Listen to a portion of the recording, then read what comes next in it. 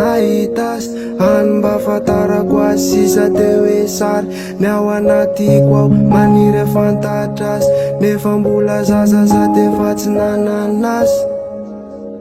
minao mama fenao falinazo a sitrako nanao nandefa fetrany fana vavaka aminao a rehefa misy manjoa satria za mino manantena fenao manampy ana raha mba te hoenao za mety nananjandry na azy teny mamy nampinao reo tampitampi tsy latsa tanja fa te nitovy amin'ny hafa indrisy forovolana tenao io efa aretinao ananjy fahitako anazy iny marara aminanjy fahitako andrenikio de ikikika mafy rehefa misy fetseko hoe miverena mama etso mba fihino aloha aretinao ananjy fahitako anazy iny marara aminanjy fahitako andrenikio de ikikika mafy rehefa misy fetseko hoe miverena mama etso mba fihino aloha za manaiky fa tsy maintsy sambolo antrosako aminao nakanao azy alope teto antany zay natonga tsy alalany zany fitiavandreny zave zany mbola kely te tsy afaky ny safidy de nampitondry anao mangidy zay tsy ho sitrana fa soka hoentiko mandrapafaty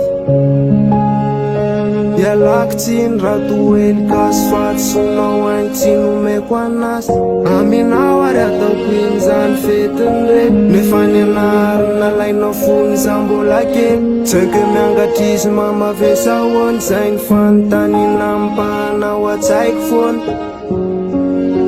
mba tiako hofafana tsy tiako hotsaroana akory any fazazana ataoko ahoana mona aizako anaja vehivavy nefa za tsy nanandreny tsy manananana aretinao ananjy fahitako anazy iny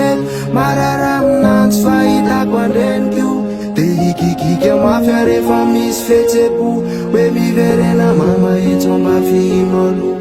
aretinao ananjy fahitako anazy iny marara aminanjy fahitako andrenikio de ikikika mafy rehefa misy fetseko hoe miverena mama etso mba fihino aloha tsaiko anao na mahenao tsy tsatra ny teny hoe milanao zany eny amy zavatretra mihitsy taizanaretina se tsisy trany zany na oviny de ny tsy nalalako anao sy ny tsy ahitanao ny afarako jafaka fafako tantara mafy loatra mipetraka eo amy fiainako